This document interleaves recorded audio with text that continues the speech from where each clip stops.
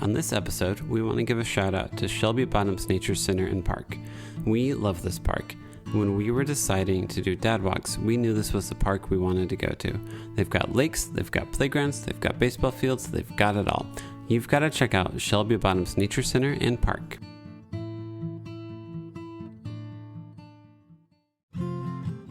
Welcome to another episode of the Nashville Dads.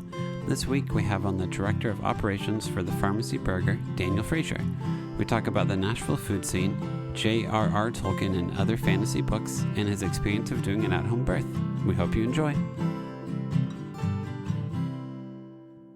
How common of a name was Daniel? Like whenever you were in middle school and stuff, were you like Daniel F? Were you like, so okay. I would be Daniel F, but I was homeschooled. So outside of I went to the first grade and then a little bit of second grade, and then my mom pulled me out. So I don't think there was actually another Daniel in my class, but we did do some kind of co-op and home study things, which there usually would be another Daniel. But in my church growing up, there were very few Daniels over. Really? And I knew a lot of Daniels that went by a different name. Like there was a Seth whose real name was not real name, but first name was Daniel, but went by Seth. Yeah. So just kind of like lucked out, I guess, into having, even though it's a very common name, it was like top 5 most common names when I was born, but it ended up being not that many Daniels. Although when I worked at pharmacy, there were like, when I got started there were, I think, 4 or 5 Daniels. Oh, okay. Oh, wow. So like, I think I paid for it later. Although they all went by Dan for the most part. Okay. So I've never gone by Dan. There's a few people that have called me Dan. Always Daniel? Always Daniel, which cool. was what my mom wanted. Gotcha. I don't really care too much, but I kind of out of deference for her. If people say something, I'll say it is Daniel. Yeah. But if you call me when Dan, were you born? In Cleveland, Tennessee. Cleveland, cool. And around what? 6 moved up to Nashville. Okay. To Smyrna, I guess I should say. Okay. Yeah. So if you're the general manager for the pharmacy, right? Yeah. So you won the battle of the Daniels to be you could say that. You could say that. Yeah. You're the King Daniel of pharmacy. Absolutely. So I guess my full title would be Director of Operations and General Manager, because it's multi-unit or whatever. But yeah. So I did the Battle Royale of Daniels. There's not any other ones now. Wow, you're brutal. Good job. They all left. You're Daniel. You're fired. They all left for natural causes. First order of business. Yeah, exactly. You've got to go. We got to get rid of all the Daniels. It was the decree of no Daniel. There shall only be one Daniel. I don't know. Yeah, we can't hire new ones. Yeah. I got worried just now that I forgot a Daniel, but no, there's not any other ones. So that is funny. Being the director of operations, especially for a restaurant, I bet that is a pretty time-consuming. Yes, it can be. Pretty chaotic and stressful. It absolutely can be. Luckily, I've worked there for 10 years, so and started as just like a host at the door back when. So worked my way up, and it's absolutely the restaurant can just kind of eat your entire life. Yeah. Restaurants in general. Mm-hmm. That being said, I have an amazing team. The owner of the restaurant, Case Brinkman, is a wonderful guy, and we all really believe in work-life balance. So luckily, I'm able to kind of build my schedule in a way that kind of makes life work, and I hope and try to build that for the rest of my management team. That's good. For our hourly staff and our in the kitchen, and then servers schedules are always flexible, so they usually build that for themselves, and we try to be as lenient as we can be with all that stuff, as long as we can kind of get things done. So it just matters, because it's like you can let it eat up all your time, but we run a slightly larger management team than a lot of places would, especially in the East Nashville location. There's only one full-time manager at the food hall. Oh yeah, but it's just a different flow. We don't you don't need people kind of outside of the operation as much like you do. Yeah. You need less idea people, you just need people there working. Yeah, the food hall is basically, it feels like it's a food court, basically. It really is. Yeah. Fancy food court. Which is awesome. I love Fifth and Broad. It's pretty a sweet cool spot. Yeah. It's a great spot. We really enjoyed being in there. It took, every new restaurant, that's the thing. Restaurants are all about habits. Okay. So that's why new restaurants are so challenging, because there's no habits. Okay. And places that do well are able to instill and build habits that actually work for you quickly. Okay. But also in a space, restaurants are so much about the space you're in, where you can come in with a good plan, but half the time your plan's going to be terrible just because you don't know where does this person need to walk? Where does this need to be? It's like, and you can be thoughtful about it and have good ideas, but you have to live it, you know, and, you know, so that's why I try not to go to new places too much, unless it's a friend. If it's a friend, then you go check it out at friends and family or whatever. But like, I always give a place at least 2 months. Oh, that makes sense. I don't, and if it's not very good, and that first time it's like, I'm going to definitely come back. I'm going to give them another 2 to 3 months. Yeah. It just takes a while to figure it out. Yeah, it does. Yeah. Yeah. Yeah. When I worked for Bread and Company, each location did it completely different from the other. Yeah. Like the West End one, you could literally go in, order your food, sit down, eat, and leave and not pay. I don't know. Like how they had the room set up and everything. Like you would get your food and then you would hand the cashier like your menu sheet of what you got. Yeah. But you didn't have to like get in line. You literally could order your food and just go sit down, eat, and leave. The one in Belle Meade was one where you just like you ordered your food and then you went and got it and paid for it first. But no consistency. That's interesting. Yeah. Well, they're not in business anymore. Oh, I guess that. They are no longer around. Probably because of that. Yeah, you never know. I think I ate at the West End one like once or twice. Yeah, it's chaos in there. It was chaos in there. Yeah, I was a manager for that location, and I mean, it was fun, but it was so chaotic. I hated doing the closed shift and then having to do the open shift in the morning because it was early morning, like 5:30. Ooh, no thank you. Type morning. Yeah. Wow. Yeah, but so hopefully you don't ever do that to your guys. No, we have a prep team, and their in time is really early, but most of them have been there a really long time, so they're used to the schedule and like it. And they get out early, so it's kind of there's perks to both, I suppose. Awesome. Yeah. So I've never worked a restaurant job before. Okay. I know like pharmacy, you guys usually open at like 11 or so. Yeah, we're open. How early do people actually get in to start working on stuff? So 5:30 is is the earliest. Oh, okay. That's our prep manager and our prep team gets in about 5:30.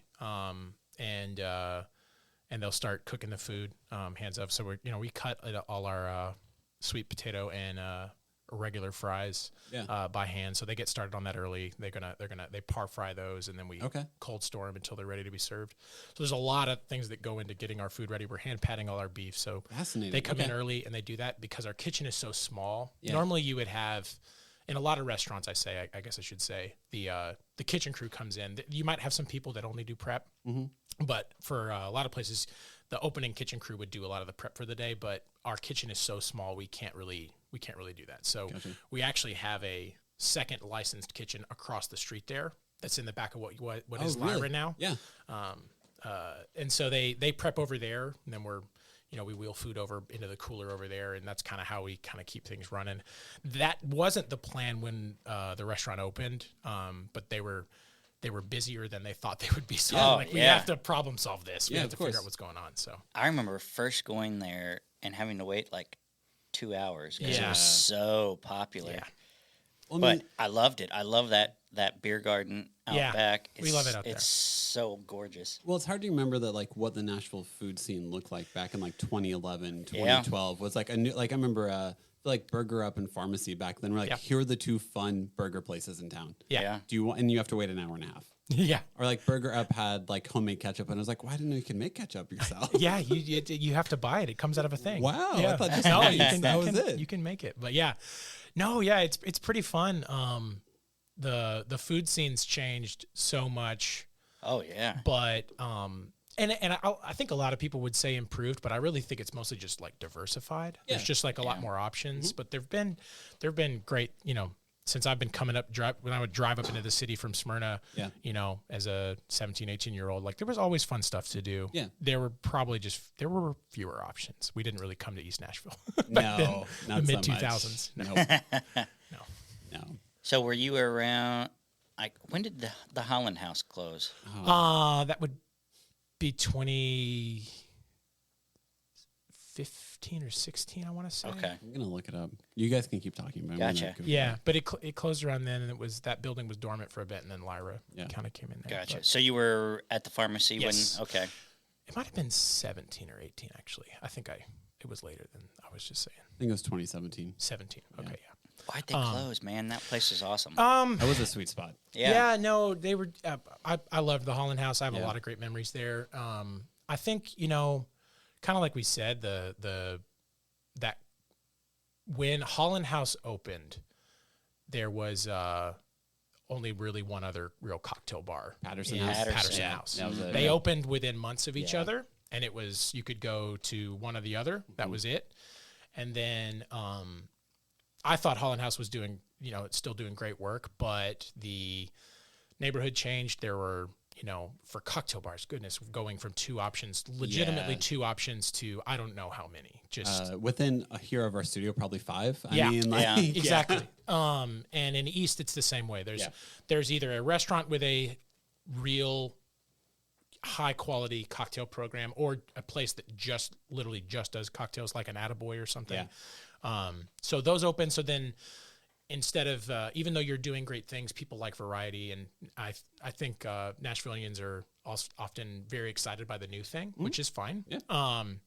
So you're going to new things. You just go to that bar you loved less often, and then the business kind of dwindles and then you move on. So it just kind of makes, doesn't make sense to kind of keep going. And that's basically what happened there. So I think I told you what my rehearsal dinner was, right? So my rehearsal dinner back in 2013 was we had pharmacy food in the back room of Holland House. Oh, right. Yes. Yeah, we talked about that. So we had the Holland House, huge bowl of punch with awesome. Pharmacy burgers and everything. That's great, man.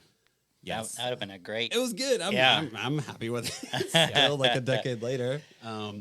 Because I remember being newly 23, 24 or something like that whenever Holland House opened and Patterson House, and not knowing that how a drink could cost more than $6 out. Oh, yeah. And going to Patterson House and being there are rules here? I don't even know what I ordered. I feel shame already. Just I feel like I did something wrong. Is there 2 owners for the Patterson House and Holland House, or is it the same owner?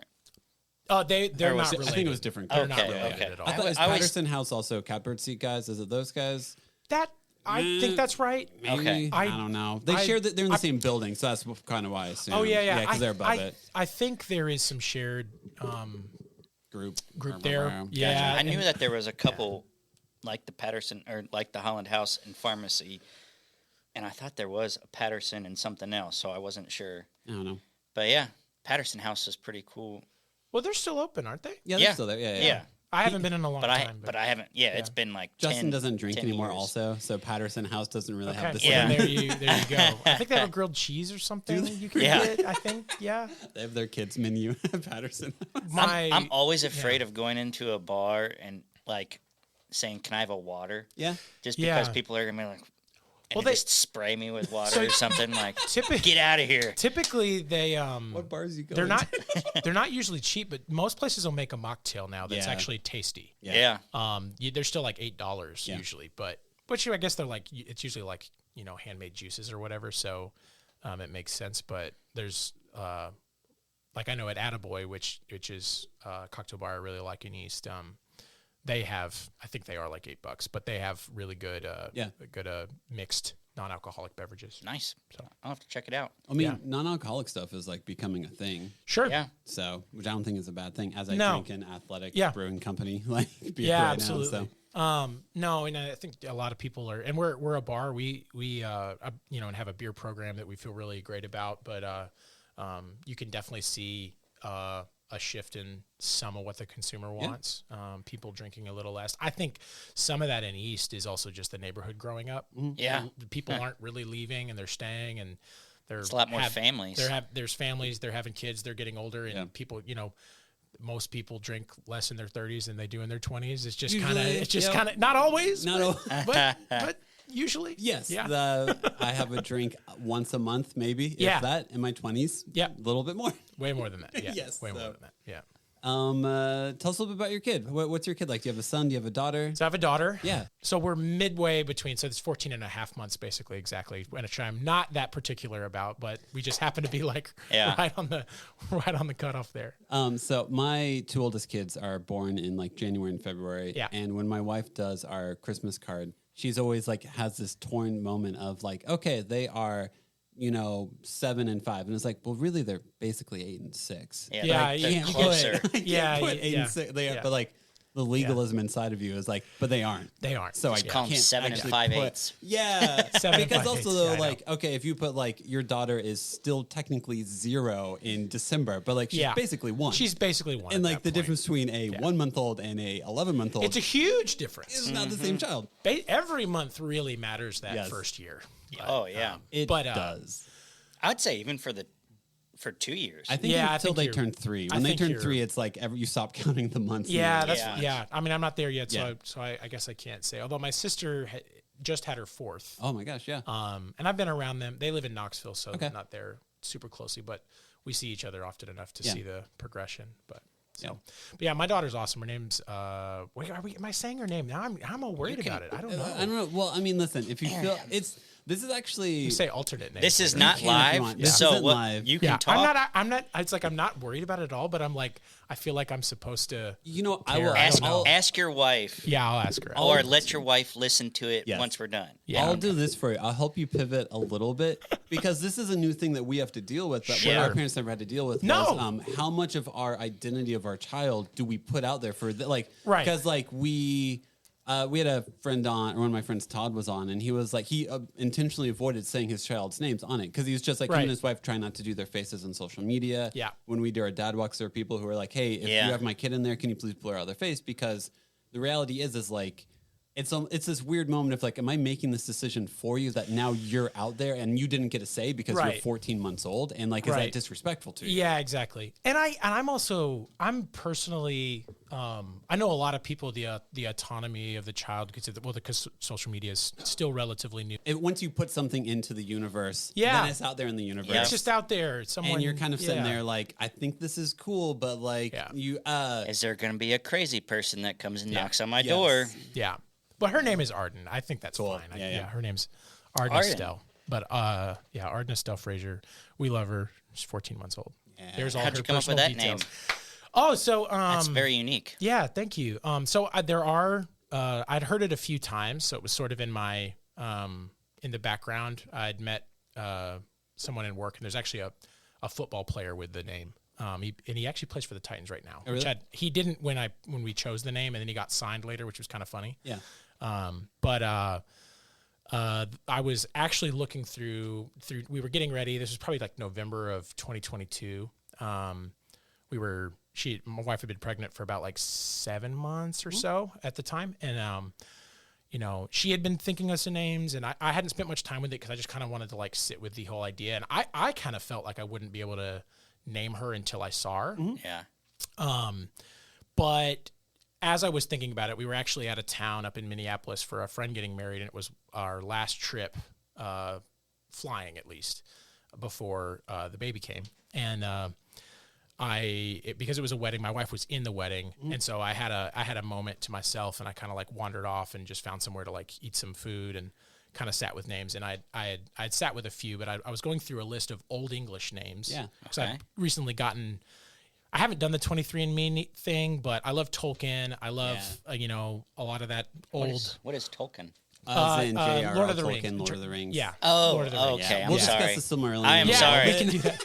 I never got into that, so I'm sorry. I had no let idea. you finish your story, then you and I can nerd out for a little bit. Okay. Yeah, that would be excellent. But I've recently been doing we'd been doing a reread together because my wife had never read them. We loved the movies, so I was just in that mindset, and so I was like looking at Old English and trying to find something that called to me, and I saw the name Arden in there. Had heard it before and liked it in some real life context, and I was like that. So I was like, let me look up the meaning of the name, because also the meaning of words, even though the meaning of the name meant a lot to me, even though we don't get named things often that are practical words. Yeah. Most of history, to some degree, people were named something, and it was like it would still be the thing you used or whatever. Yeah. But so I wanted to have a name meaning that meant a lot to me. So Arden means great forest, comes from As You Like It, the Shakespeare play, there's a mythical forest called the Great Forest of Arden.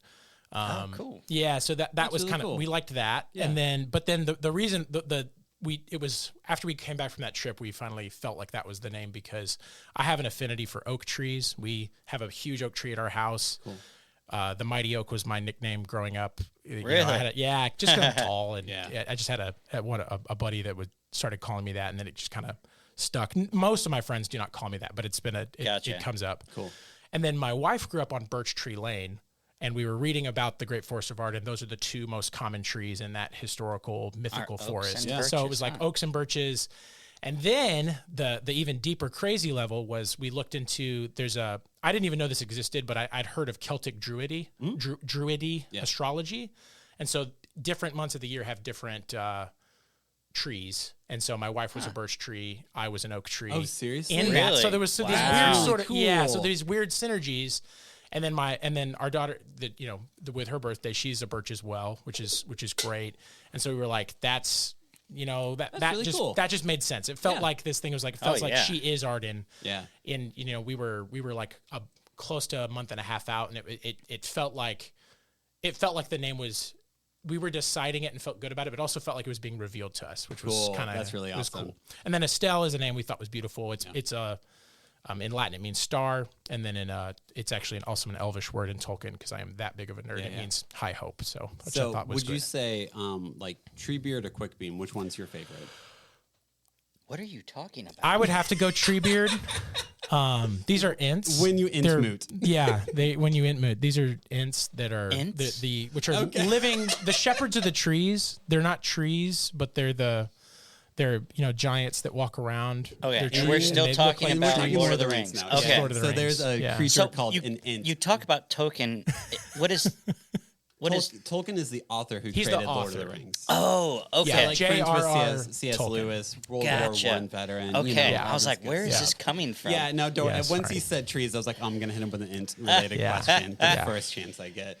So, I like the movies, but I don't know. Treebeard's in there. He's with the little hobbits in the second movie, and he's friends. The big. These were good trees. And he's walking around. Trying to remember the river. Anyway, release the river.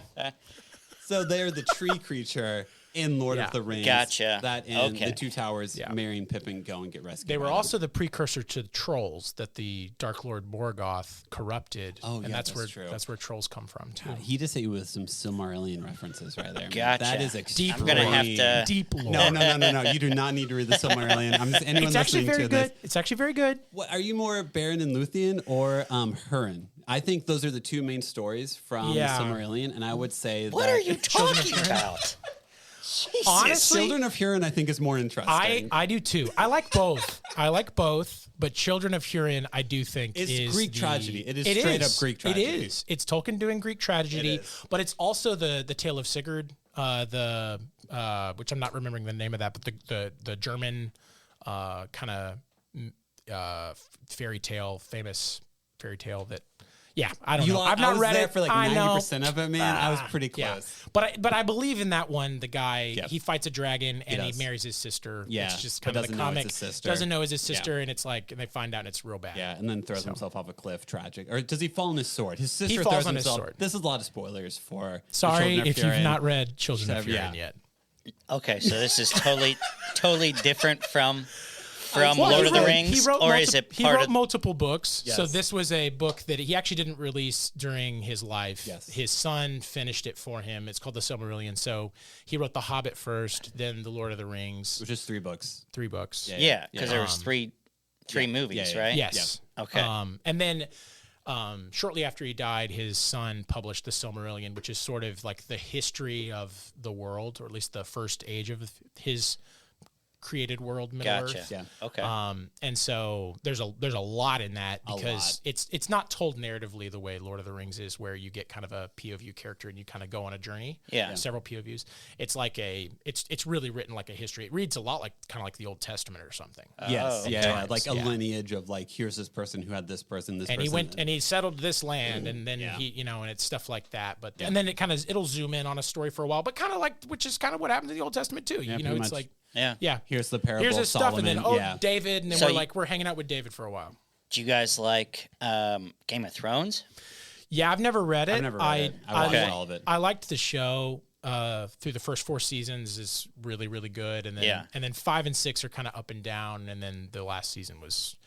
I know a lot of people don't enjoy what happened. I actually don't have a problem with the details of what happened. Just the execution of the show was really terrible. It's really think the rushed. speed at which they did the last season Really bad. is why. Because like the Really whole bad. Was it just too fast? It was basically. Okay. Well, it's because how they dictated how they would tell the story for the first like 4 or 5 years was this really slow, really rich, Yeah. really detail oriented, Meticulously paced. Well, and for example, Every episode, at the end of every episode, you're just wanting to Yeah. to see that next one though too, man. Yeah. But like the 7th season was kind of like, all right, cool. And now in the final 10 minutes, here's a huge dragon fight and fire everywhere. Yeah. It made it like an Yeah. action That's- adventure film, which is like, Yeah. this isn't why I've been watching this show. No. Yeah. No. The choreography of some of the fight scenes, like in season 6, the Battle of the Bastards, There's of some Jon really Snow great stuff. versus Ramsay, where they actually had like that many horses actually charge at Kit Yep. Harington. Is like, oh, you actually filmed this with real people. Yeah. like that's legit. No, That's there's some cool. great They set- still had some really cool. There's stuff. some really great set pieces, but I think, like for example, I think it's season 4. There's a character and another character going on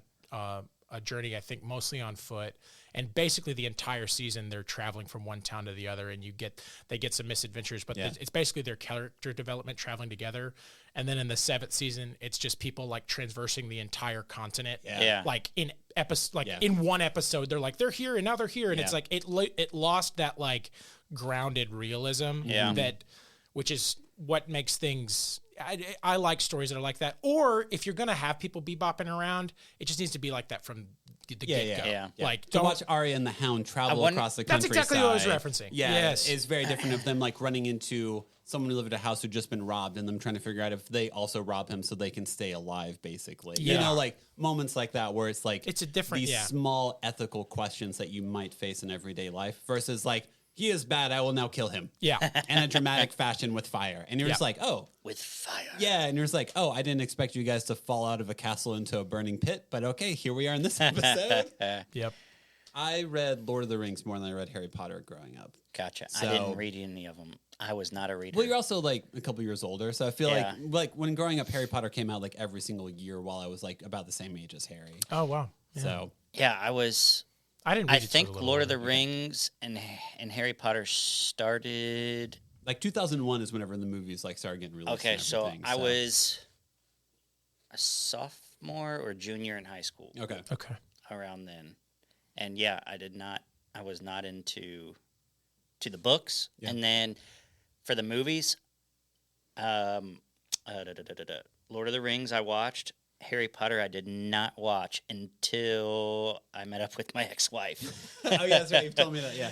She was a huge Harry Potter fan, Okay. and when they would have the midnight showings for Oh, 'em, wow, yeah. I would go with her, and Yeah. I would sleep a That's lot of the right. times. Wow. But then I started watching them with Haley, and I started liking cool. yeah, them. they're Yeah. fun. Yeah. Yeah. My wife is a huge Harry Potter fan. I read them years after they had come out, Yeah. but the last one had come out I think a year or so when I read them. I actually seen most of the movies first. Okay. And then went back and read them. Yeah. And which actually I think for those things, the Harry Potter movies, it's better I think to watch the movies because then you get to really enjoy both. Yeah. Because the movies are pretty good, but the books add a lot of detail. Yeah.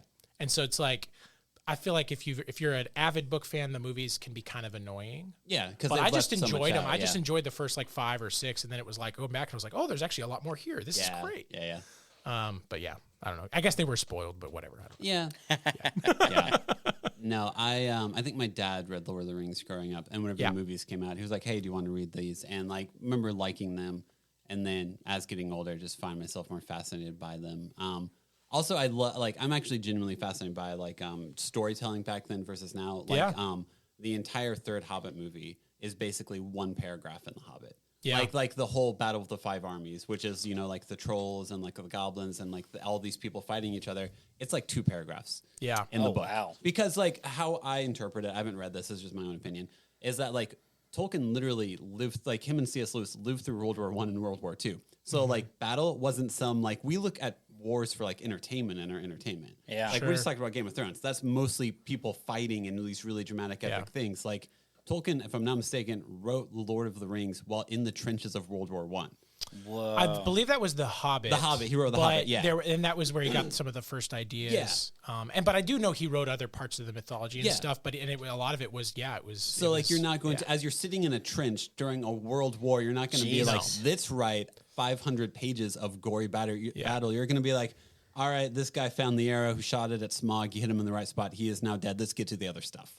Well, and for Tolkien, it was like there is no glorifying war. None. You can glorify warriors who do what need to be done to protect, people and things and uphold justice or whatever. But the battle itself is bad. Yes. Yeah. The fact we have to do this is bad. Yes. It's not a good thing. Yes. But yeah. And that's how it is in real life, too. It is. Yeah, exactly. Yeah.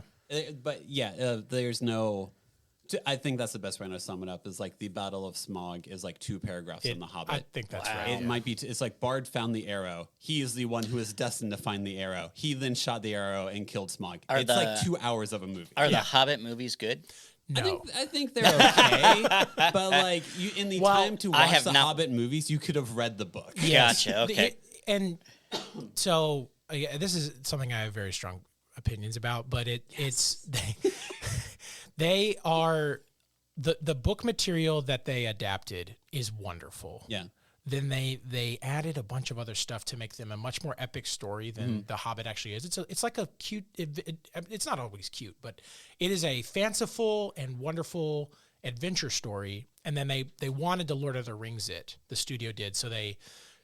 Peter Jackson made them like the first ones, but he wasn't actually supposed to. It was supposed to be the Pan's Labyrinth director, Guillermo del Toro. Oh, really? Which is why the dwarf costumes are so weird. Yeah. So he was going to do the original plan was for 2 films, and it was going to be a much more strange and kind of Del Toro type thing. Basically. Yeah. He did like The Shape of Water. He does like a bunch of horror stuff. Did he do Hellboy? He did. Like the original I think Hellboy? He did. That sounds right. Okay. He did do that because he does have a very unique style. Who is this? Guillermo del Toro. Yeah. Once you see one of his movies, then you see any other character design he does. This is a Del Toro movie. Yes. So he was the original director, but then because they wanted to stretch it to 3 films, he, because of other obligations, had to back out. Jackson didn't want to do it. He just wanted to produce. Yeah. And so then they pushed him into it. He was like, fine. And then the reason there's so much CGI is because they said, nope, these have to come out on this timeline. He wanted to do exactly like Lord of the Rings and do the 500 extras, practical effects, huge extras. But they weren't able. So then everything gets rushed, and then you kind of get it. You just get this jumbled mess. But there are, always make sure creators get their money, buy the movies, and support them. But there are fan edits of the movies. Oh, really? There is a 4-hour fan edit where they cut out almost all of the superfluous material, and they are fantastic. Okay. There are a few edits that are strange where you can tell if someone was actually making this movie, it wouldn't go from here to here. But it's just delightful because the performances from the actors and the overall construction of the material when they're just doing the book, it's really good. Yeah. So they added like a weird love story between one of the dwarves and like an elf female character, which the elf female character wasn't even in the book at all. No. Yeah. And like the romance didn't make any sense. No, and it's so just kind of very sitting there weird. like, what is this? It's very strange. Whereas like the actual Hobbit story is like, here's Bilbo Baggins as he goes upon this journey. Here are all the names he gets from his like journeys, basically, like Barrel Roller and like all that stuff. Yep. How he finds the ring, how he defeats the dragon, and even like Martin Freeman did a great job. He's excellent. Yeah, he's excellent. And then all the returning characters, Andy Serkis' Gollum is awesome, and Ian McKellen is Gandalf again. Like more Ian McKellen is awesome. Have you listened to the Andy Serkis audiobooks? All of them. Yes, okay, cool. So very good. So very good. Andy Serkis. Sorry, this is a level of my personality we have not gone into on this podcast. Let's hear about it.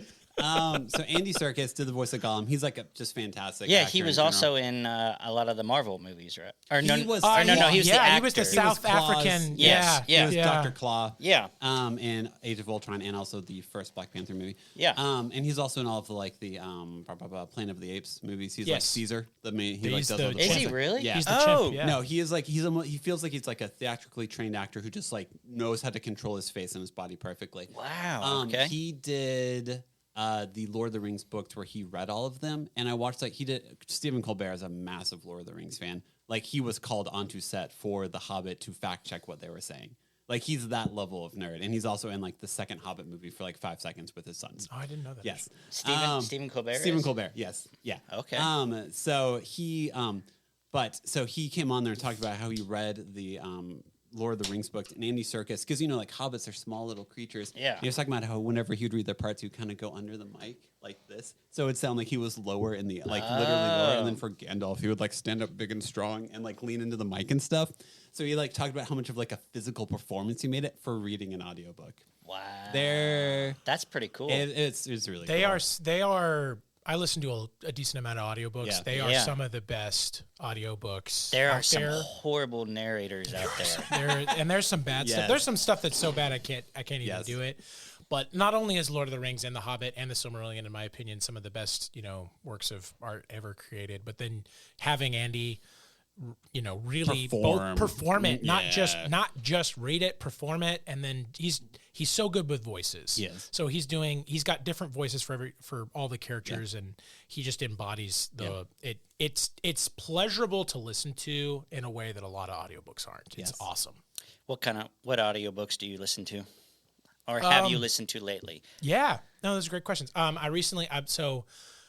love sci-fi and fantasy, obviously. So I've been recently I listened to Robert Heinlein's Stranger in a Strange Land, which was very good and very strange and weird, but really cool. And then my favorite author that's not JRR Tolkien is Gene Wolfe. And so I've been re-listening to his Book of the Long Sun series. Okay. It's really good. It's he's got a pretty long series called The Solar Cycle, which starts with the Book of the New Sun, then the Book of the Long Sun, and then the Book of the Short Sun, which like is so convoluted I really can't. It's very hard to talk about. They're worth reading though. Yeah. But the first one is a 4-book series called The Shadow of the Torturer, and it's set in the future, the far future, where basically like. It has some relevance to some things I think we're kind of maybe feeling and thinking today, but it's so far in the future where like technology has become magic basically, and they don't even know how to upkeep it anymore, and the world's kind of falling apart, and it's pretty. It sounds like the WALL-E movie. Yeah, it's like WALL-E, but it's kind of sword and sorcery meets sci-fi stuff. It's very cool. But the guy, the Gene Wolfe is one of the his prose is excellent, and he's like the Herman Melville of sci-fi. Okay. Yeah. So he gets really granular and detailed with it, but he also almost all of his books are written they're all written from a point of view, but most of them are written first person. Oh, okay. So it's the author is telling you stuff. So there's multiple levels. So he's telling you a story that he's admitting is from the future, and he's retelling. It's like his journal of the time. Okay. So it just ends up I can't recommend them enough. But yeah. Awesome. Yeah. Do you live in Smyrna currently? No, I live in East Nashville. Okay, sweet. So I was wondering if you have that long of a commute to get to pharmacy in East. No. Then you've got like 3 hours. I've got a lot of time. Yeah, 24. Then you're listening. Then you're listening to like 5 audiobooks a week, if that's what you mean. Yeah. No, I do listen to a bunch, but it's usually just doing something else. There's there's certain kind of admin work I'll do when I have something on. Although I've had to learn to like. I can podcast something that's like a sports podcast. I can or a dad podcast. Yeah. Well, your guys' podcast, I guess it would depend on the subject matter because you can kind of tune in and out. You can, yeah. But with an audiobook, if you don't pay attention for 2 to 3 minutes, it's all of a sudden it's like I don't know what's happening. Yeah. So if I'm actually like, what you're doing has to be pretty mindless. So yeah. I do a lot of driving, so I'll either listen to podcasts or audiobooks. I've listened to 4 audiobooks lately, and the one I'm starting on right now is The Coddling of the American Mind. Ooh, fun. But that sounds happy. He was on Joe Rogan's podcast. Cool. The author was, and I was like, this sounds interesting. He's a psychologist or sociologist. I can't remember exactly. But the other one that I just got done listening to is Chaos. I listened to that last year. Man. What's that one? What's that one about? It's about Charles Manson, the CIA. Yeah, you told me about that. My gosh. Okay, yeah, that's right up my alley. Yeah. Yes, I was like, give me more. And apparently he has another book coming out. Really? Yes, because, it ended kind of abruptly. It doesn't, and it ends kind of abruptly, and there's not really I remember not much of an answer. When is the epilogue the last part of the book? Yeah, that would yes. I remember that basically. That that happened in this book, and I was like, wait a minute, what? It's over? I was like, I need more. You're like, how are you going to wrap this up? You only got like an hour left. Oh, you aren't. Yeah. But yeah, apparently Haley said that he's coming out with another one. Okay, that's exciting. But I can't wait to check that out. The guy that read that was actually The author, right? the author was pretty interesting. Cool. And I think his heart and soul was in it when he was reading it. But the one that I read before that was the real Anthony Fauci. Oh, yeah. interesting. And it was by Robert F. K. Jr. Okay. who wrote it, but he wasn't the author or the person narrating, and it was a horrible guy, like zero emotion. Yeah. And for that type of book that's like giving you a whole bunch of facts that are just mind blowing, you want somebody that like feels that. Yeah. But the narrator can kill a book or make a book. Wow. Have you ever listened to? Do you like the Decemberists at all? Do you listen to them at all?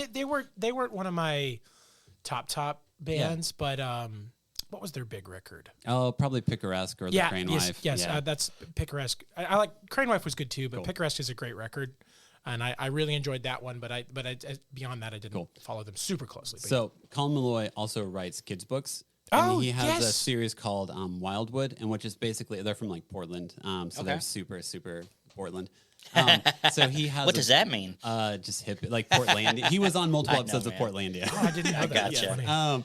But anyway, so Wildwood is basically like Narnia in Portland, basically. Oh, wow. So it's like a girl is out with like her baby brother, and the baby brother gets stolen by crows. So then as she's chasing them down, she ends up into a world that's basically filled with talking animals. That's great. And goes on this journey to like rescue her brother. But wait, so they're kids' books, but not picture books. His wife illustrates them. Oh, they so, are? So like Okay. the start of every single chapter There's a picture, is a picture but of it's that. but it's Carson more Ellis. Narnia where there's Yes. it's written. Okay. Yes, and lots of talking animals, Okay. lots of like weird government structures that like I think the second book is more adventures in there, and it's basically like the French Revolution where like people have overthrown the people in charge, and now the people that overthrew are being overthrown by the new underlings are like wow. it's a very like French Revolution. Sure. Let's behead these people. What are we gonna do now? We're gonna behead these people. And you're just like, We'll there's no order. Yeah, There's no I'll have chaos. to check that out. That's That's if you like Narnia, that old feeling vibe of all that. Then Well, I'm definitely in like gather kids material phase. Yeah.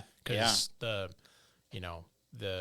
little is not really equipped for much anything beyond like Miss Rachel right now. So, but I mean, you can just kind of expose her to things, but not as much movies and TV. It's just kind of a blur to her. But music, we can do music stuff. Yeah. And she likes listening to songs. But I'm gathering things as she gets a little older. It'll be fun to kind of start experiencing things with her. Having books out for her to just she loves grab. books. Yes, she loves Ada will be caught in daycare just sitting by herself. That's awesome. And she will just go through the pages, even though she can't read it or anything like that. But she'll go, I mean, she'll act like she's reading it. And that's awesome. That's awesome. It's cute. And when we got rid of the pacifier, it wasn't a stuffed animal that she wanted or anything. Books? She wanted a book. So That's she awesome. Sleeps with a book? That's so cute. sleeps with a book. books. Yeah, it is insane. Wow. Well, I would have never done that when I was a kid. No, I mean, I think you were basically saying with like how you set up a restaurant is how you set up your house is basically building familiarity for the people who are there, and you build up familiarity for your kids. So if you have books around at all times, then they always know like I'll just go grab a book and go do something else. Absolutely, yep. Because regardless if it's your child or people walking into your restaurant, how you teach them what feels familiar is really like take some time to figure out a rhythm with, basically. Yeah, absolutely. Yeah. Do you have any favorite so if your daughter is that young, I do have like authors that I like who write kids books for that age range. Yeah. Have you found any kids authors that you actually like for that age range yet? That's a good question. Not where I know the author's No, name. okay. I mean, also like 14 months is like, here's a shape. Yeah, Here's yeah. a song in a I mean, book. it's like she engages with the books pretty well, especially if there's like only a phrase or so on the page. If we get wordy, it gets. But she also comes. She goes in and out with what she's interested in. But we read Llama Llama Red Pajama every night. Yeah, she loves it. Do you read it like Ludacris whenever you do it? Because sometimes I try it. I think of just a Ludacris video of him reading it in my head. I've never seen that. no, I haven't either. You guys haven't seen people like try to rap Llama Llama Red Pajama? I do say it with a cadence, but I don't. It's not really a rap. Yeah, cadence. I do as well. Yeah, me either. but, That'd be really weird. Then we do Goodnight. We do Goodnight Moon. We do a few. I actually very simple, but I quite like Goodnight Moon. There's something very. There's a lot of feng shui with that book. It's very zen. It's very zen. Yes. What's around me? How do I part from it? Basically, yeah. Is it the Going to Bed book, the one with the animals? Oh yeah, the Sandra Boynton or whatever. Yeah. Right. Like with some on top and some beneath. They brush their teeth. They all go up to exercise. To exercise. I always do the exercise your demon type thing. Okay. I like that. And Haley's like, babe, stop. And I'm like, I have to have fun too. Yes, exactly. That's a good book. Okay. Check it out. Check that one out. And The Rabbit Listened. I don't know. Oh, The Rabbit Listen is very good. I don't know that one yet either. Have you signed up for the Dolly Parton? We do get the Dolly Parton books. It's usually one of those. Books. I like that book. The Rabbit Listens, if I'm not mistaken, it's like a kid has all of his blocks knocked down, and he has a bunch of animals come up to him, basically, and they represent an emotion. And they're like, let's express it like this. Like an ostrich wants to hide it. It's like, let's hide our hand in the sand and act like this didn't happen. And by the end, it's like a snake being like, this destroys someone else's. It's personification of human emotions through animals that come up and talk to them, basically. That's cool. And at the end, it's like a rabbit with its massive ears just sitting there and listening. And that's what actually solves the problem. Not solves the problem. Instead of somebody telling the kid how he should feel, that rabbit is just there to listen and let that kid have his emotions when he's ready. Yeah. Which ultimately he goes through what all the animals just told him to do. But he just needed time. Yeah, that's cool. Yeah. That's cool. There are some kids' books you're like, did I read this for you? Yeah. Or did I read this for me? And you sit there and you're like, I think this one was for me. Yeah, that was a good one. Yeah. That is. She loves the Little Blue Truck book right now. Okay. Yeah, that's what she's been really into that lately. Does your wife read a lot also? Yes. Cool. Yeah. Audiobooks a lot, reads a lot. Cool. And then reads to my daughter a lot too. Yeah. So yeah, it's great. Another good book, and I probably am pronouncing this wrong. The Patone Colors book. It has like all the different shades of different colors, but then it also has like an animal that represents that color. Okay. So she can learn her colors in different shades of colors. Oh, it's cool. pretty cool. And then at the end, it has a whole bunch of different pictures of like monsters, of fruits, of animals, and they're all different colors. And then I will say, all right, where is the blue whale? And she'll look through and she'll point, and you just keep on. Yeah, cool. It's pretty cool. It's a good way to learn colors. Yeah. Has your daughter gotten to that phase yet where you can be like, hey, what's this? And she'll actually point to it, or she's still a little too young? No, she's like right there. Yeah. And then so it's in and out. So if we've been talking about it, like if we say, where's your nose or whatever, she can do that. But then also if we haven't done it in a little while, she might not remember. But she's such a sweetheart, but she's also a little stubborn. So sometimes she just doesn't want to do it. So she's, You're like, do you actually not know, or do you just want to? Do you want to make me mad? Yeah, I was giving her a cracker, which she'll say cracker. She's talking a little bit, and I was like, say cracker. She was just like, give it. She was just yelling. She didn't say give it to me, but she just yelled. Yeah. I was like, and she's very sweet, but I was like, okay, you're a little hungry. Let's just let's not worry. There's a thin line between like, no, you know how to do this, do it, and like this. This feels very mean. Yes. I'm withholding. Yes. Ada, we're trying to have fun. Yeah. Ada knows her words, but she will just do this. Just reach for it. Oh, I mean. Justin's even just like kind of even like pointing. We're in another room and she'll just like point and go like this and and I'm like, what do you want?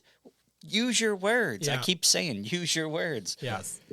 It is so annoying. Do you watch much Daniel Tiger?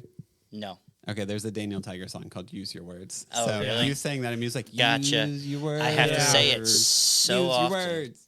Because she'll whine or cry about something, and I'm like, "What are you? Use your words." I'm here to help you. Yeah, just tell me. To help you. I would not. I'd rather not be a withholding person. That doesn't make me feel good either. No, that's funny. I think around like I think it's really cool when you have a kid because I think you were mentioning earlier a little bit. someone like you might have a friend who has a kid and they're like, my kid is 6 months old. And until you have a kid, you're like, cool. Congrats. Yeah. But like every single month is literally so different where like you are just kind of like, whoa. You can do this now. And like little kids are so funny because once they do it once, they act like they've done it their entire life. Yes. And you're just like, you couldn't walk yesterday. Well, I'm walking now. Yeah. Well, also just having that baby survive and keeping that baby alive is a good feeling. It feels very, especially the early days. It's like, whoa. Yeah. That was one of the things. So we had a home birth as well. Cool.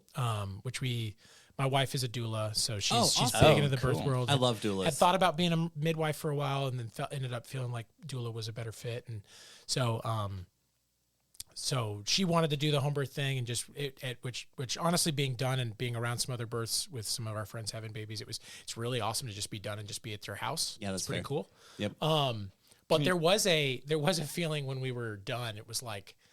There was a big "who let us do this" energy because it feels like it was like I was like, because you get some certificates later, like you get the birth certificate, you get all those things, which that is handled slightly different when you do a home birth because you have to send some things off, and the midwife handled that, which is great. But there is like, it feels like you should get a permit or something. There should be like a class but that's not. Do you mind talking about that? Because sure.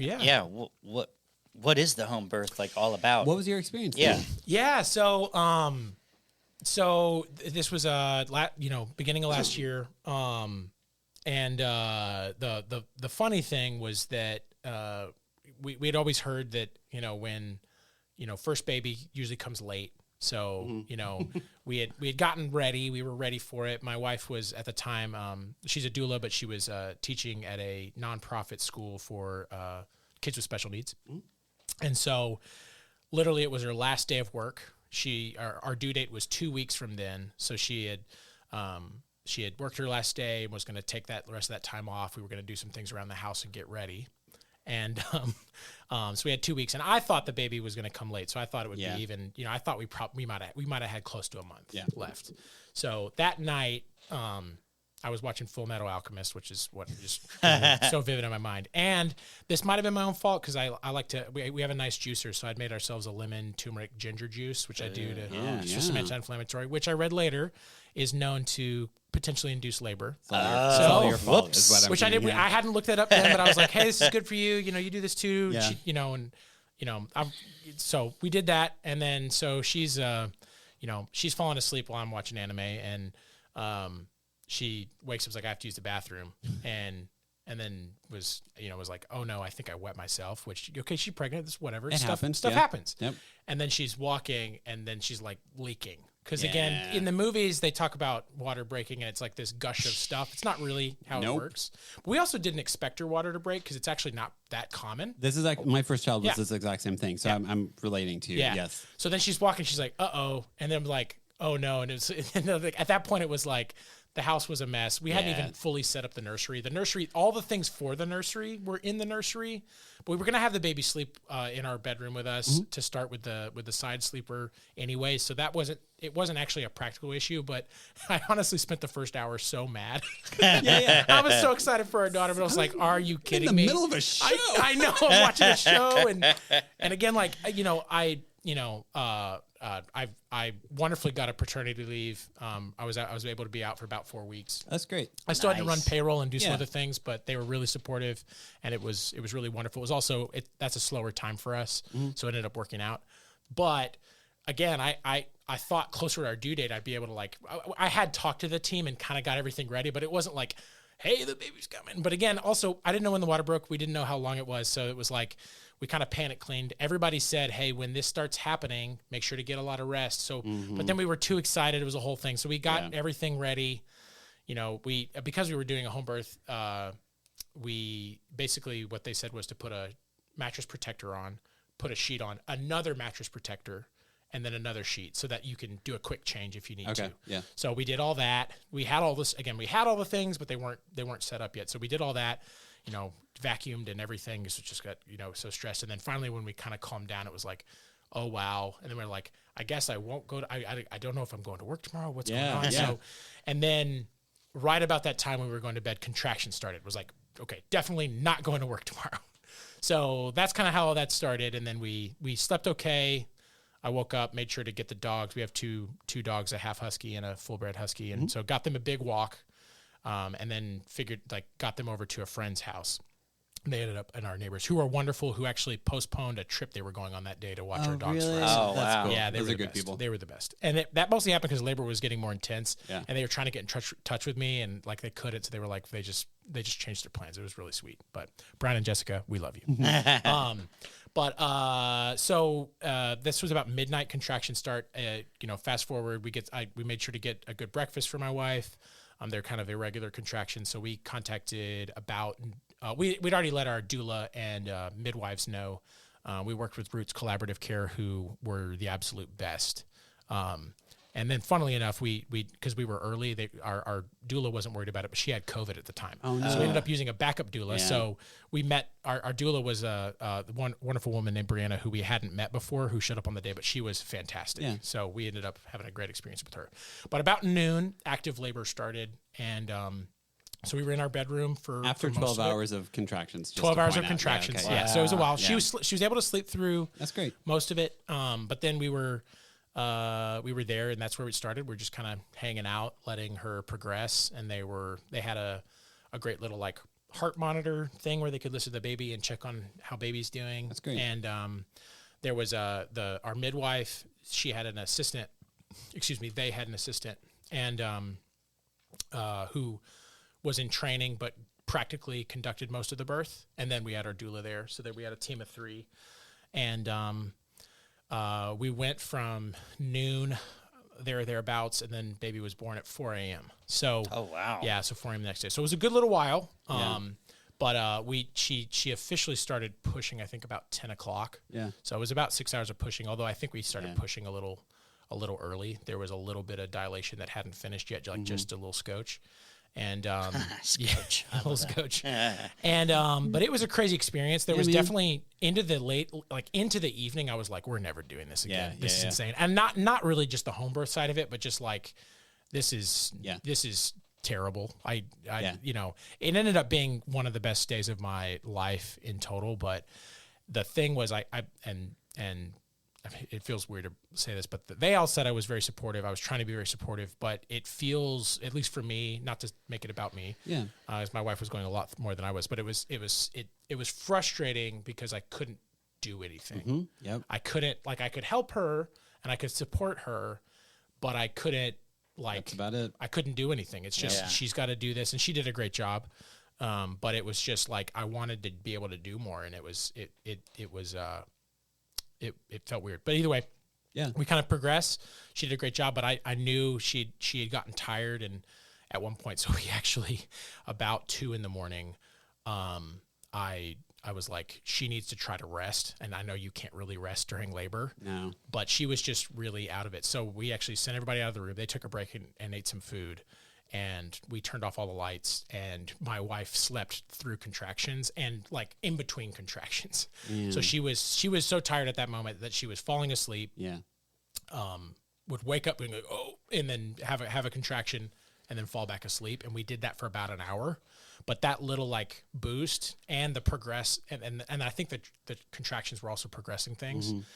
And then, she kind of started pushing into them, woke up, everybody came back in, and a few minutes later, my daughter was born. So Was that like a 28-hour labor? Wow. So, Give or take? Ish, 28 hour yeah. later. Yeah. If you count everything. Yeah. If you count everything, active labor would have been like, 28-hour for contractions. yes, all everything. That, yes. Yes. We so funny enough, that's actually my first child's birth story also. Is about 10 days early. We also were like, sure, you know what? I bet like in 2 weeks, I bet she's going to be late. I bet it'll be all this stuff. And yeah, like I think I'd gone out and had like a drink with a friend while my wife did taxes because my first daughter's birthday is in February. So my wife had like just gotten that. She was like, well, I don't want to be worrying about taxes while I'm caring for a newborn. I'll just go and file them now. And like I get home and I'm like sitting on the couch, like watching TV. And she's like, hey. And I'm like, why are you, like, what are you doing awake? Like you're like, what's going on? And she's like, I think my water just broke. And we was like, that's not how this is supposed to start. I know. Like, they say that happens, but that's like it's not a myth, but it's rare. But so no, and then her labor was basically 26 hours. And the Wow. entire time, we did it at Vandy, we did midwives and Yeah, everything. And the entire time you're sitting there, I was actually telling Justin this on the way here, is like, your doctors are people like, so what do you think we should do next? And you're like, none of this. Yeah. Like, none of this was my plan. I don't know. You're the doctor. I don't know. I know. Like, I know. And like, I feel like, people, that's what I mostly remember thinking is people like, what do you think what should we do? Like, what do you think you want? And I'm like, well, my wife is asleep from an a dermal. We didn't expect to get today. None of this is what I thought I would do. And it's also not my body. So I want to be able to make confident decisions, but also I didn't think this isn't how I thought I was going to spend this day. And also felt kind of useless. You know? Mine was totally different. It was a planned C-section. There you go. And we woke up, we went there. Yeah. I sat in a different room while they were doing the prep work for her. I went in within like 10, 15 minutes. Ada was born. Yeah. And then that was it. Yeah. Yeah. They stitched her back up. We went to our room, and that was little it. different. Yeah, it was totally different. Absolutely. But I think you get like the whole labor experience from the man's point of view is always fascinating to me because you have moments like that where you're sitting there and you're like calling a doctor or you're a doula midwife and you're like, hey, so the water broke. Yeah, what do we do? Now? Yeah. Do we go to sleep? And then you're way too amped. Yeah, because you're like, we were blah, jazzed. blah, blah, blah, Yeah, blah. it's And hard. then you're like, so does this mean the baby comes like in an hour? Yeah, I know. And then How like, soon then is it it's gonna be? midnight the next day. Like, And I was just hoping it wouldn't be overnight. It obviously Yeah. ended up being overnight, Yeah. but the next day, Yes. which is So fine, for that but, 28 yeah. hours, did you sleep at all? I think we got 5 hours of sleep from like 1 to like 6 or 7. Then that Friday During that morning, day? Oh, yeah, okay. it's a Friday morning, and then we were, had a regular-ish morning. yeah, Uh, as regular as it can be. Yeah, I know. Yeah. I know one of the things we hadn't put the car seat in the car, so I was like, I went and put the car seat in the car, and it was like, we'd looked at all that stuff, but not that much. So we doing that one. One thing that was really crazy was my wife is such a hoss. She handled those intense contractions like so well, but she had chronic kidney stones over several years. But one thing that was really interesting dealing with it was that, and this was mostly the midwife like working with her was like, when you have kidney stones, there's really nothing to do. They just kind of go and then they eventually come out. But then, so she had gotten used to pulling away from that pain. Yeah. Which is the exact opposite of how you handle having a baby. You have to push into that pain. And she wasn't having a hard time getting her out, but it was really interesting because she was like, the pains were so similar. She just had to totally reorient like the way she was. So on the one hand, it was an advantage to have experienced that to cope with the pain, but it was actually like it took a minute for her to like flip the way she was of course diving into it. It was interesting, which again, I've never had a kidney stone. I've never had a baby. Me neither. So But I've heard kidney stones are awful. I mean, some people pass out from the pain. Yeah, I think so. Yeah, we've had a couple ER runs with kidney stones, and then she had them before we were, also it was rough. But yeah, she just strictly drink water and lemonade now. Or? Not now, but she had gotten that recommendation. She hasn't had one in a long time, but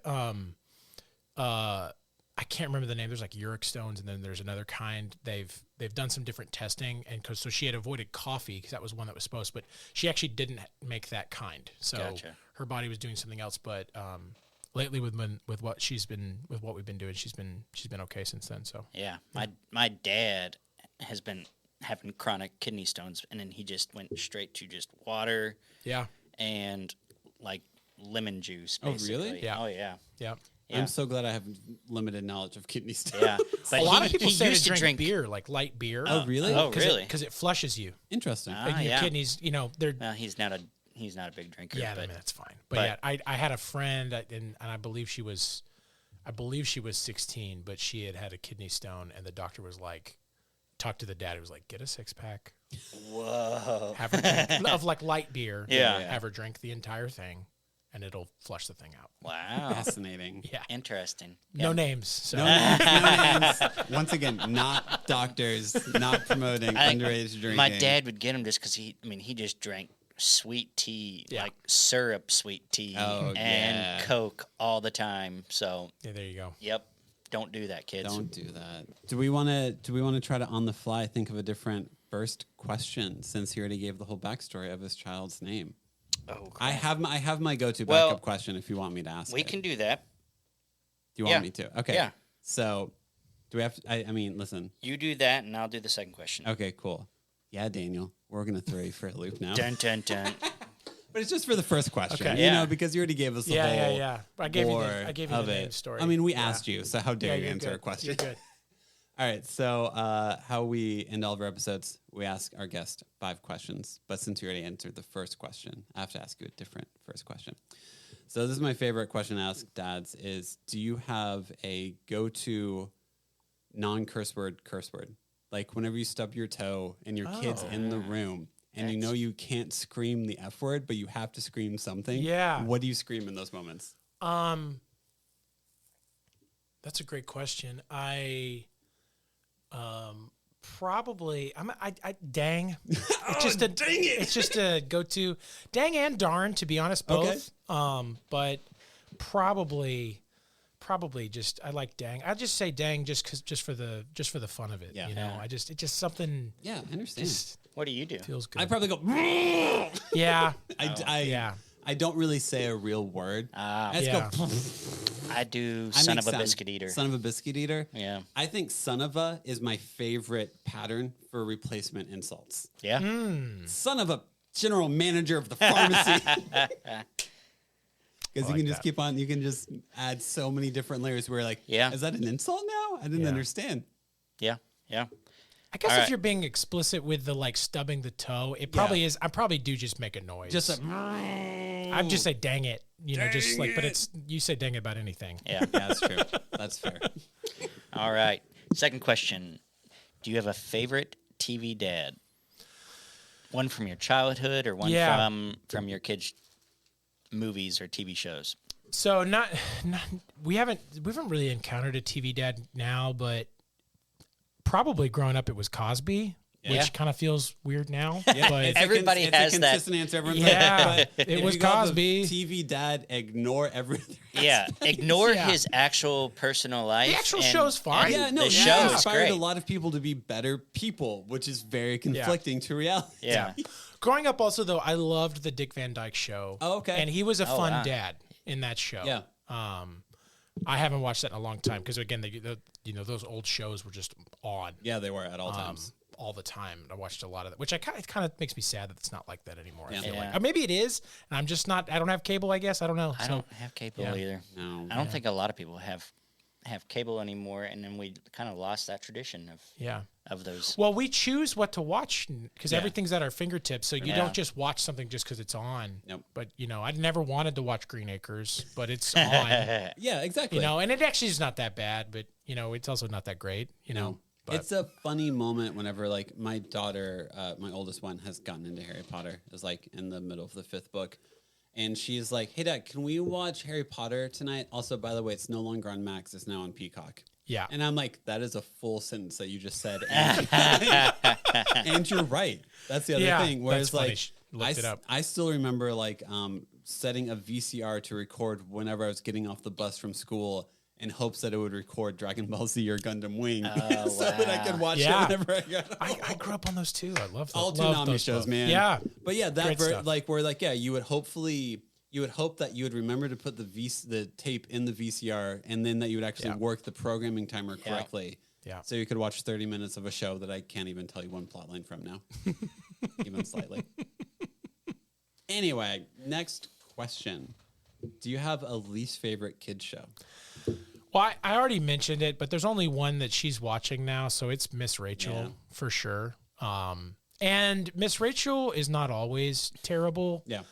But it is pretty grating to listen to. After a while. She does a great job with what she's doing. We don't do a ton of screen time. But when we have, but also like she's watching it, you can clearly see she's like looking at the way she's saying things and the way she presents it. She's showing the mouth movements. Yeah. It's like she's picking up a lot of stuff that's valuable, but man, it's not enjoyable. No, if you're not very small. Not. Well, it's her tone of voice. Yeah. She's speaking to children. She's speaking which to is babies. Her entire programming, so it makes sense. But There are some Take times. it up, and you're just like over and over and Hey, friends. yeah. Friends. All right, next question. Favorite kid's toy? Oh, I love our stroller. It's not a toy, but I love taking her on walks. Trying to think of a toy. I mean, a lot of her books are great, and I love reading books with her, so those are great. But she has some. We used to get the Love Every toys for things. Yeah. So a few of those they're not fun for me, but it's very fun to watch her play with them. So like the little there's one that's a spiral, and she puts eggs in fake toy eggs and balls down, and it's very fun to watch her experiment and play with that. So I really like that toy. But as far as me directly enjoying them outside of her, just love taking her around in the stroller. That's cool. Yeah. Check out Picasso Magnetiles. Okay. Magnetiles are super fun. Those are fun.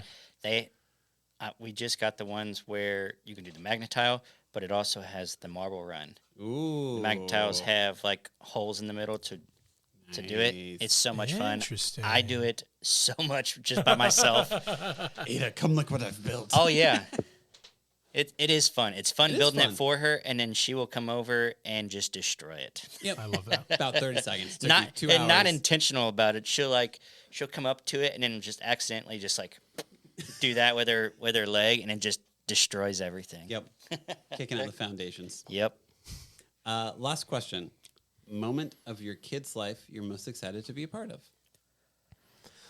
That's another good one.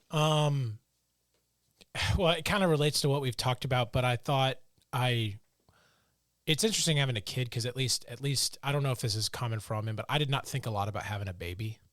So the baby phase when they're just kind of a little ball of goo, I didn't think about much. So I mostly envisioned having a kid and you're teaching them to catch and playing and teaching them life lessons and stuff. But I think the thing I was most excited about is experiencing The Hobbit with her and Lord of the Rings with her when she's a little older. So that's not one section, and it's not all about that, but just being able to share those things that I felt introduce a lot of magic and richness into my life. Being able to, it'll be fun to watch Star Wars the first time together and stuff like that. I've thought a lot about that. I don't know if there's an exact age. So I think it'll be really fun that 6 to 8 when we can kind of go, hey, I'm going to read you this, I think that'll be fun. And then again, honestly, that just kind of keeps happening, I guess, because they age into more stuff. So, no, I mean, my daughter is 8 now, and she's on the 5th Harry Potter book. Yeah. And her reading through, I didn't read Harry Potter until I was 32 or something like that. And I listened through all of them.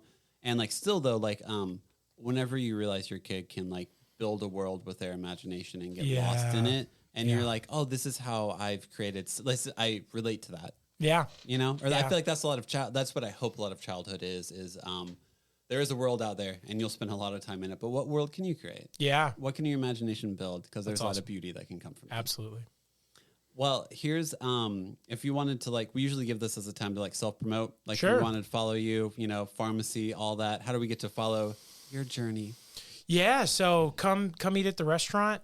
You can dine with us in East Nashville or at the food hall at the Assembly Food Hall on 5th and Broad, which is great before a show at the Ryman or pre-Bridgestone.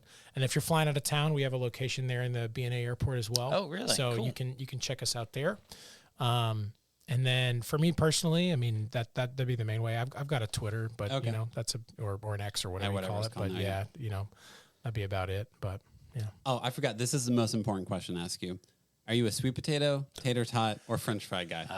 What are you? What's your pharmacy side? Because that's a great question. The answer is tater tots. It depends. That's what I was gonna say. If I had to pick one, and that was the one I ate when I first ate there before I worked there, I was definitely a tot man. All tots. Yeah. But I find value in all three. After being there for years, I did gravitate to the fry. But I do think our sweet potato fries are pretty special and unique. So my wife gets those occasionally and or pretty regularly when I'll bring home dinner from pharmacy, and usually have to steal a few of those. I just want to point out, I asked you who your favorite child was, and you said they all have beauty in their own way. So you're officially a father. They're all good. They're all good. They all have purpose. The thing that's, and it's hard. It's funny because the tots are so great and they're classic. But, we make everything in house that we can make. We do not hand make the tots. It's pretty hard to make a tot. Yeah. Some people ask us and they're like, "Do you make the tots?" It's like, no, we don't make the tots. But guess what? Unless it's like huge or weird, or if they're making the tots, you will know they're making the tots because they will brag about it. And they'll make a big deal about it. Because again, it's got to go in a whole machine. It's a whole thing. Yeah. But it's hard for me sometimes to pick the tots because we spend so much time hand cutting those fries. We put a lot of love, a lot of labor. 5 a.m. to cut some fries. Got fries at 5 a.m. So it's hard for me to totally, the other ones, they do come out of a bag. Maybe I shouldn't be. I don't know if I should be saying this on the podcast. Okay. Or not. Gosh. There's a bag. The Of course, we farm burn by. Yeah. With that egg and those tots when the egg busts and the egg gets on the tots. It's magic. It's magic. So good. It is very good. But we buy high quality tots. But again, they come out of a bag no matter what you do. They with come them. from. They're delicious. They're delicious. So, we use high quality oil in our fryers, and we love on them. So it's all good there. But I loved our cheeseburger, which is the 3 cheeses, cheddar, Munster and Swiss with our garlic aioli and tomato. I love when it comes out and the cheese kind of melts in, and then there's like 3 tots stuck to the edge of the burger. Yeah. And eating it like that, I've always loved that. And then a few times, and I don't do this as often anymore because again, I eat a lot of burgers, so I have to. Yeah, that's fair. I'm eating burgers 4 or 5 times a week, so I'm stuffing tots in that burger sometimes. Oh man, it's good news. So nice. Yeah. Well, Daniel, thank you so much for nerding out about Lord of the Rings and Tolkien. Yeah. I've learned so much. Stuff. Hey, and none of it is useful. No, but it is enriching. It's valuable. It's wonderful. If you're listening to this, go read The Children of Hurin. There it is. And read. It's basically a Greek tragedy, and it's fantastic. Well, and it's like people say escapism is bad, but I always take Tolkien's view of escapism is that the job of a prisoner is to escape. So that's what escapism is all about. Transcending. There we go. Yeah. Amen. There we go. Daniel, thank you so much for your time, man. Thanks, Daniel.